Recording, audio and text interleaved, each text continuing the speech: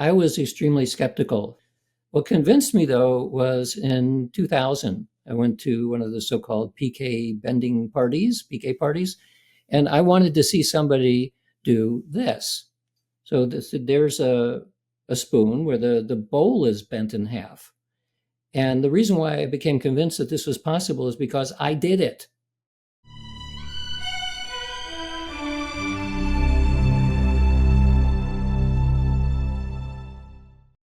Dean, let's talk about your book, The Science of Magic, How the Mind Weaves the Fabric of Reality.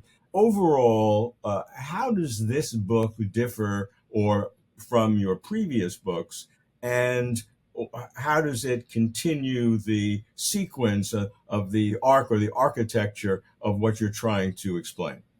So my first book was The Conscious Universe, and that was addressing a criticism that was popular back in late 90s from critics who said there's no evidence that these phenomena exist and they're not repeatable.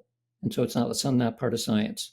Well, I knew that that wasn't correct because meta-analyses had already been conducted and shown that, yeah, these things are small effects, but they're repeatable. That's what meta-analysis is useful for showing. So that's what that book is about, just laying the groundwork saying these are real effects that have been repeated many, many times, and this is why.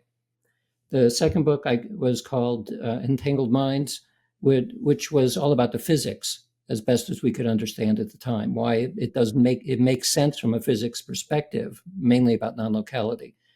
The third book was Supernormal, which was about the Eastern esoteric traditions, mainly yoga, talking about the siddhis, the powers, that again, one-to-one correspondence with psychic phenomena from ancient times till now. The fourth book is Real Magic, which is looking at the Western esoteric practices, which are called magic, but it's basically at hermeticism and that sort of thing.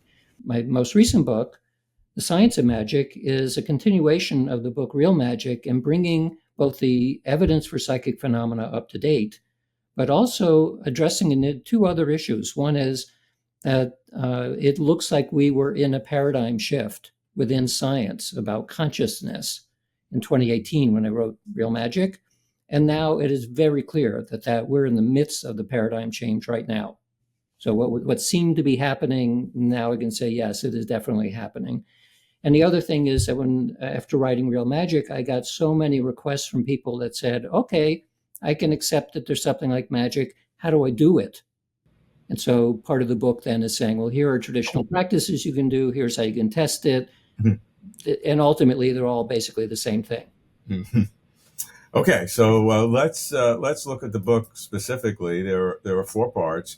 The first part you call The Revolution is Brewing, and I assume that refers to what you're talking about a paradigm shift. I would certainly say that there is much more interest in non-physical, non-material, non-local aspects of consciousness, but it is not something that would be a paradigm shift in the sense of where quantum mechanics or general relativity were paradigm shifts that everybody agreed with. Not everybody agrees with the paradigm shift that you're talking about. I would say there is a paradigm shift in the sense that if you go back 30 or 40 years ago and you told somebody, I'm an academic, I'm studying consciousness, they'd look at you with a blank look like, what does that even mean? Sure. I was interested in consciousness, and I did my PhD in 1964 to 68. And my motivation for doing neurophysiology was to understand consciousness. And in the 4 years of the program, I don't remember saying or hearing the word consciousness once. Right.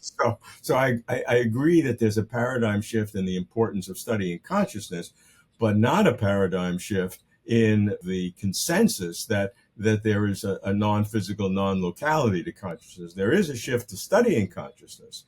We agree, for sure, but not a paradigm shift that there's consensus that means that consciousness is non-physical or non-local. Right. So I would say I agree with what you just said, except that the shifting is happening as in your own landscape analysis, because if you go from people not knowing what you're talking about to somewhat over 300 different theories, of which half of them now are not materialistic, that says something is happening. And while it's true that there's very little consensus at this point, I look at that actually as a great sign, because that means that once we weren't thinking about it at all. Now we're thinking about it. And the moment we begin to do that, there's an explosion of ideas, and half of them are no longer materialistic. Yeah. That's a major shift. No disagreement there.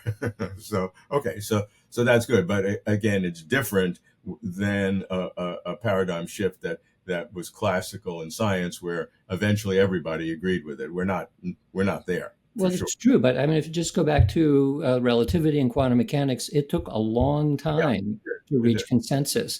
And in the interim, there was the same kind of churning that we see happening now for consciousness studies. So that's why I'm projecting, well, where are we headed? Yeah, I think it's a similarity, but the consensus occurred.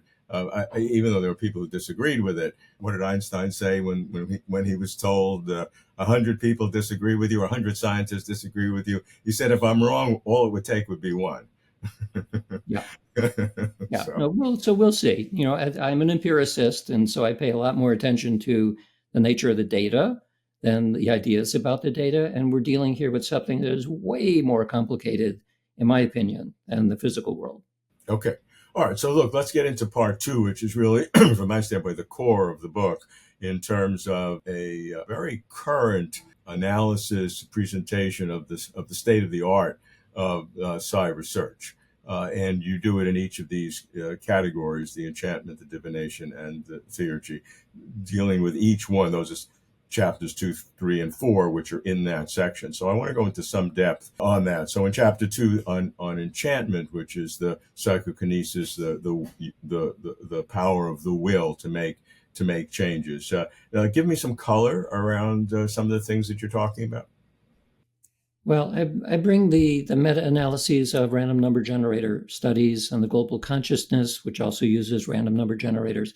I bring that up to date and show that the nature of that discussion is more or less the same as it has been for quite a while. It's that these effects are repeatable, the real effects. Again, in all of the effects that we see in the laboratory, they're generally pretty small in terms of magnitude. And so one of the things that I talk about then is the difference between existence and efficacy, because they're often conflated. And so one of the criticisms that we get sometimes is, well, maybe these things are real, and maybe it's not really a methodological flaw, but it's such a tiny effect. Well, why would anybody care? And the answer is because it exists. Yeah, no, that's very correct. I totally agree with that. If 99.999% are all illusion, delusion, bad statistics, ex post reasoning, whatever, if one is real, it changes everything. So yes, it changes everything. But I still point that out because a lot of people are still making that mistake. I agree with that. So if it is real, it changes everything. Eventually, we figure out that the spark that Benjamin Franklin was playing with on a kite turned into multi-gigawatt things that run the world. Yeah. Well, so we may be at that kind of stage at this point. So just establishing this is a real thing. So for psychokinetic effects, most of my own research and some of my colleagues have been looking at not just microscopic effects that are usually devolving down into a quantum effect, but looking at large-scale things like, does it matter if somebody blesses water? Does that make a difference in terms of cell growth or plant growth? And our studies show that the answer is yes.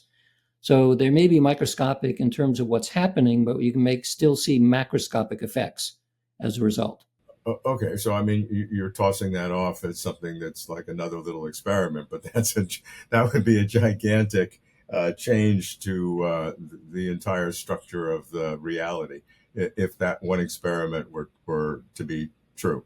And you say you've shown that. Has any other laboratory shown that? So far, the studies with plant growth and cell growth, those are all actually being conducted by a colleague in Taiwan with collaborators around the world. I'm usually a member of that group that's doing it, but it's not me doing it in my own lab. I'm usually a statistical consultant on that program. So yeah, those are all independent tests.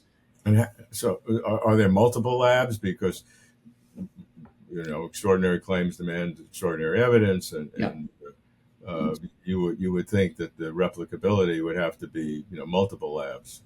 Yeah, so far there are no contemporary multiple labs that are doing those studies. I'm not entirely sure why, because they're not really that difficult to do. It takes some multidisciplinary expertise, like you need a plant physiologist or you need a cell biologist. So you need connection. You also need tenure before you do it. Well, maybe. I mean, a lot of it has to do with what culture you're in. If you're heavily inside Western culture, you're going to have a problem. If you're not, well, it's much easier to do in other cultures. Okay, that's for sure. What are some of the nuances that you have? We talk about the famous sheep goat effect. That if you are a believer in psi, you're more likely to do it, than which is called the sheep versus the goat. Which you don't believe it, you'll get a null result. You know, superficially that sounds like a rationalization, but what data do you have to back that up? Well, the early studies were simply taking a classroom of typically of students who would take the same kind of ESP test, some simple test with cards or something, precognition, and they would be separated according to their a priori belief about whether they thought that they would be able to do the test, which is a little bit different than what they thought about psychic phenomena in general. It's just, do you think you can do this? Yeah. So that split data in a predictable way. That generally the goats, the skeptics, would not do so well or get a chance, whereas the believers would do well. And so the data is evaluated objectively and the beliefs are recorded a priori. So after 70 years of many, many different variations of this kind of experiment, it looks like that is a repeatable effect. So a priori belief is a correlate to ultimate performance on the test. So you can think of that then as a psychological factor, that belief allows you to be open or closed to certain phenomena, right? Where we don't see the world as it is. We see the world through many filters, one of which is belief, because that is, you can think of it as a way of opening or closing filters for what you allow in. So if you're not allowing in the likelihood that you can perceive something at a distance or see a hidden target, well, then it kind of makes sense. Yeah. I was fascinated. You talk about Uri Geller. I followed his work fairly closely in the 1970s, then sort of got bored and didn't for a long time. More recently, I've seen some of his work. In retrospect, he seems like an entertainer and wonderful personality, and very much able to do it. Obviously, the amazing Randy and others have tried to show that other people can mimic the bending spoons and all of that quite easily. I'm actually interested in your retrospective overview of is there anything real that you think he did that other people can't do? Well, I was extremely skeptical that large scale, like a macroscopic psychokinetic effect was real, even though I had trusted friends who claimed that they did it. I also, in the book, I review the research that had gone on in the 1970s, and there was a fair amount of it, including by magicians who agreed that if this was a trick, it was a pretty darn good trick because no one knew how that could be possible. What convinced me, though, was in 2000, I went to one of the so-called PK parties, and I wanted to see somebody do this. So there's a spoon where the bowl is bent in half. And the reason why I became convinced that this was possible is because I did it. And I remember doing it with a pinch. It didn't happen by itself. I just pinched it and it flopped over. And I've tested afterwards, is this a trick spoon that I was handed? No, I picked it out of a large bunch of spoons. It's a heavy soup spoon, and the effect was, as people have reported, that occasionally something happens in a macroscopic way, and it's stayed that way for the past 25 years. It's not a trick spoon. And so if I asked you to do it right now, could you do one? No. And so after I did it, of course, I was quite amazed at this. And I was then flying home after that conference and playing with the spoon and thinking, well, I did it, so maybe I can do it again. Yeah. And I suddenly got very frightened because, first of all, I didn't know how I did it. I don't know what happened. I know it wasn't force because I can't do that by force. But I got concerned because I didn't know the limits of what happened. And I'm flying inside a metal structure with wings, and I didn't want to accidentally get into that mind space and have the wings fall off. So this is one of the things that happens the difference that happens when working with large scale effects versus small scale. In the laboratory, almost always see something pretty small scale. We can get a tiny little p-value, which of course makes statisticians all happy like me. But when we see something macroscopic happens, after the first rush of excitement, it's almost always fear, because I don't know how that happened. In the case of metal bending, I don't know, how far does it extend? Is it only me? We don't know those answers. And that's why afterwards, even though I've tried a couple of times to do it again, and I can get tiny effects, I know the real, but really tiny effects, that feels comfortable. Beyond that, it does not feel very comfortable. So I don't pursue it.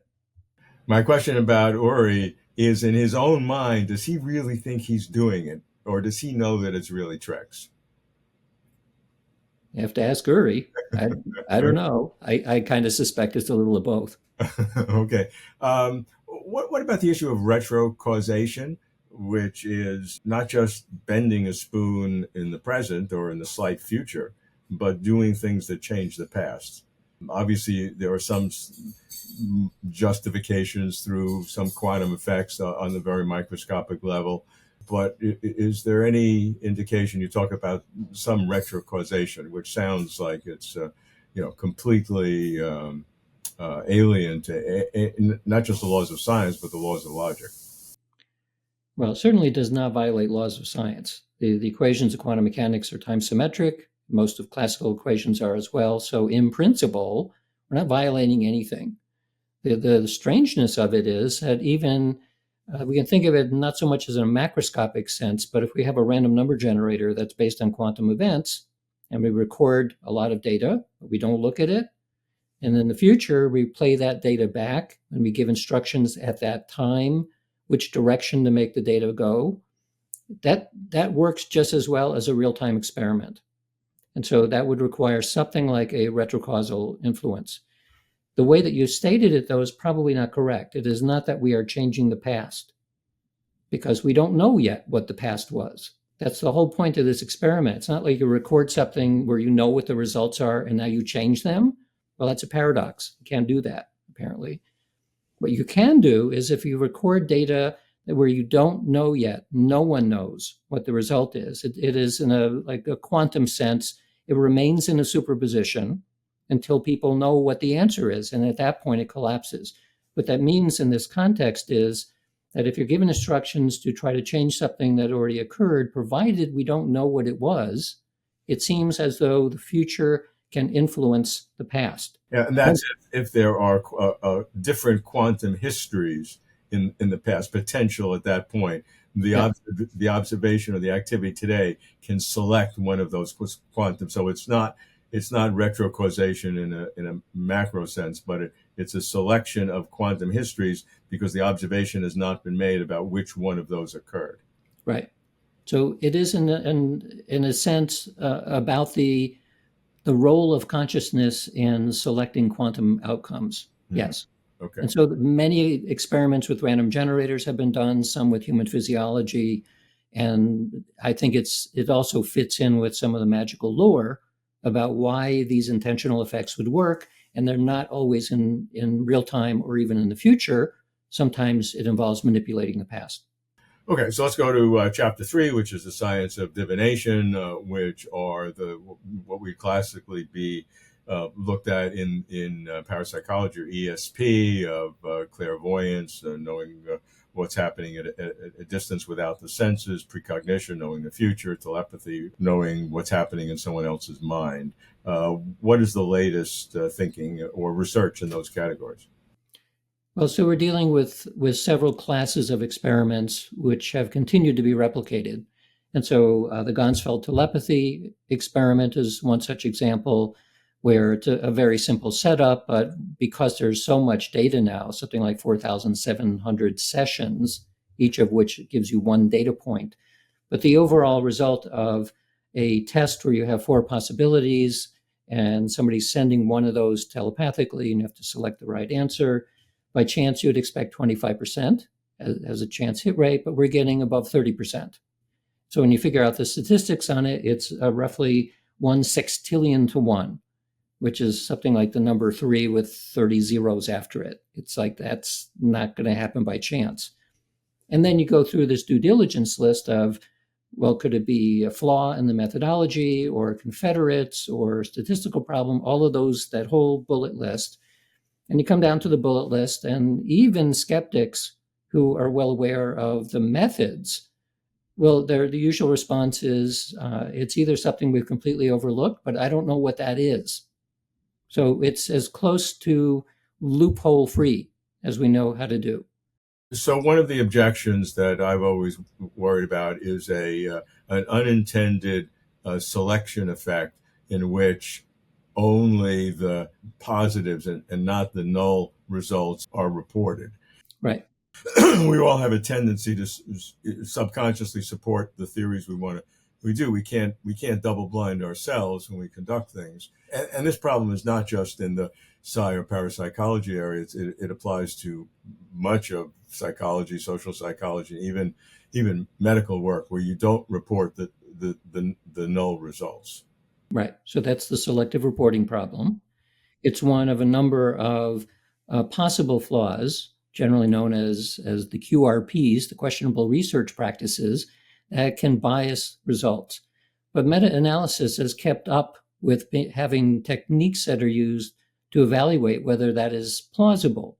So what you can do is, which is one of many methods, is create a funnel plot of the actual effects. They should fall into a nice symmetric funnel plot. If they don't, and the whole plot of effects is actually shifted over to the right a little bit, meaning beyond chance, you can start filling in what looks like missing spaces.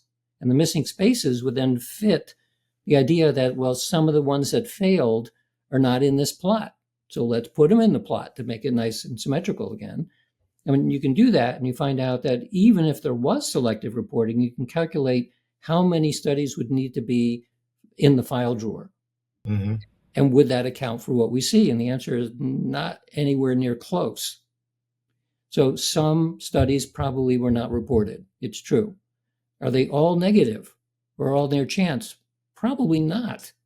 So even the file drawer, I mean, I know I have things in the positive file drawer that I haven't published for one reason or another. And so many of my colleagues are in the same position. We just can't keep up with it all. But some of them are also negative. Nevertheless, there are statistical ways of calculating whether or not that is actually a major problem, and it is not. Is there an assumption that psi, however it works, has to follow a bell curve distribution? Well, you would expect that most forms of human performance would follow a normal curve. And in this case, there's no reason to expect that it would not, especially given that the statistic at the end of this is a 1 in 4 choice. So it's a binomial distribution, but with a lot of data, that's going to look very, very close to binomial. Chapter 4. Normal. It'll look like a normal curve. Chapter 4 is the science of theurgy, which is life after death in various aspects. So what is some of the latest thinking? Well, the main thing about theurgy is, how do we tell if there are actually spirits or not, or some non-physical, invisible thing? All we have to rely on in these cases is subjective experience, because we don't know how to get dead people in the laboratory and do anything.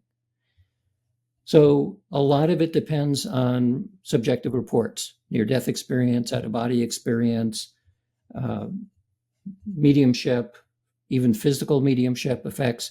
So the best that we've done so far experimentally in the laboratory is with mediums. So we have a medium do a sitting with somebody who wants to hear about their dead Uncle Bob or something.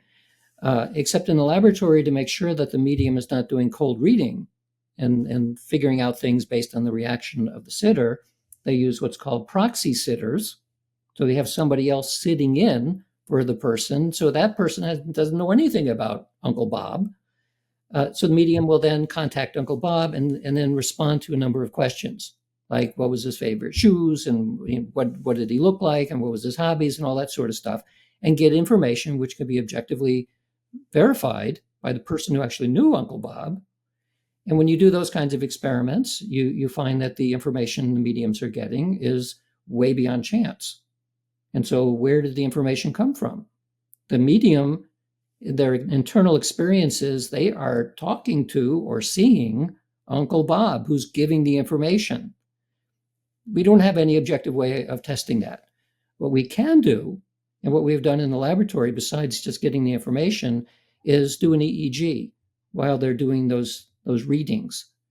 And then we ask the medium, do the actual reading, do whatever it is you do when you're doing mediumship. And now imagine that you're doing a reading, and now here's the story about somebody, to read the story, and so on, different mental states. And then look at what brain activity is and see, are the brain activity the same when they're imagining that they're doing it as compared to when they're actually doing it? And the answer is yes, it is different. So it's confirming that something about their subjective experience, as reflected by brain activity, is different when they're talking to Dad Uncle Bob than when they're imagining that they're doing it. But isn't that standard neurophysiology? I mean, there are studies that show that when you play, when you're playing like chess, you have a certain brain state, and if you're in an fMRI and just you're told to think about playing chess, it'll be slightly different. Right. So right. There's nothing there that just says there's a difference between when you're actually doing something than when you're thinking about doing the same thing. Sure. But of course, one of the reasons to do this with mediums is because from the outside, it looks like the medium's just making it up. Like there's no difference between imagination and whatever it is. So they're doing something. There's some kind of skill or change in state or something. And that's about as close as we can get because, we can't get directly in the head yet. Sure. Except maybe through telepathy. What about the argument of super psi? And super psi is always very interesting because it is a controversy within the psi community. The critic is a complete believer in the reality of psi, but says that rather than the medium getting the information directly from Uncle Bob, the medium is getting information from people who knew Bob that he or she doesn't even know about in the present day through a clairvoyant mechanism, as opposed to actually confirming a life after death. So I don't like the term super psi because it sounds like it's something beyond what we already understand, and we don't know what we understand. So everything is super. It's all super. But I do fall into the camp where I say that I'm pretty well convinced that things like telepathy and clairvoyance exist. And this is psi in the living. So then the question is, well, is there also psi in the dead, which presumably is required in order to talk to dead Uncle Bob, because he has to use psi too. He can't talk. And so it is a confound. It's a confound with 100% of the evidence for survival. Because all of the evidence that we know from these survival cases come from living people. Now, some of it's pretty strange and kind of sounds like it's stretching what we understand. I would claim that we don't actually know what the limits of psi is or are. No matter how strange it is, you're only confirming that it is putatively accurate by the fact that somebody living is confirming that Bob liked those kind of shoes, or this was his hobby. So it's just as likely that the medium was not talking to Bob, but accessing that person through a clairvoyant or telepathic mechanism that the medium is unaware of. It sounds like it's in principle impossible to distinguish. That's what I mean by a confound. We don't know how to break the confound at this point. And the same is true for out-of-body and especially near-death experience.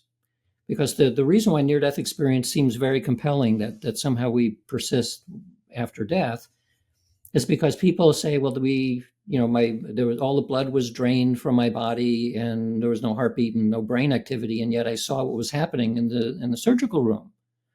Well, how could that happen? The assumption is that experience was taking place in real time. And there's no reason to think that is actually the case. So one of the things we know is that the ordinary waking state is like the worst possible condition to be in to feel psychic. It's when you're falling asleep or you're dreaming or you're on psychedelics or something like that. It's these non-ordinary states where something like the filters of the mind open up and now you're seeing everything. Well, probably in the process of dying or the process of being resuscitated, all kinds of interesting mental effects might be possible, including a precognition of what was happening when the body was actually gone. So, and again, we don't know how to know when these things are taking place. We usually think it's happening in real time, but I think most of what we know about psi is that hardly anything happens in real time. That we're like in a timeless place when these kinds of experiences are happening. Which goes to say that even if everything that we're saying about psi is true, the evidence for life after death is uncertain based on all the information. That's what I would conclude. And I am, as much as anybody would love to think that the physical body and the mind are separate enough so that when the body dies, yes, I'll go on to something else. I mean, I understand why people want that to be true. I'm just not yet convinced that that's the case. Thank you for watching. If you like this video, please like and comment below. You can support Closer to Truth by subscribing. Closer to Truth is now accepting your tax-exempt donations. Please come to closertotruth.com/donate. Thank you very much for supporting us, and thanks for watching.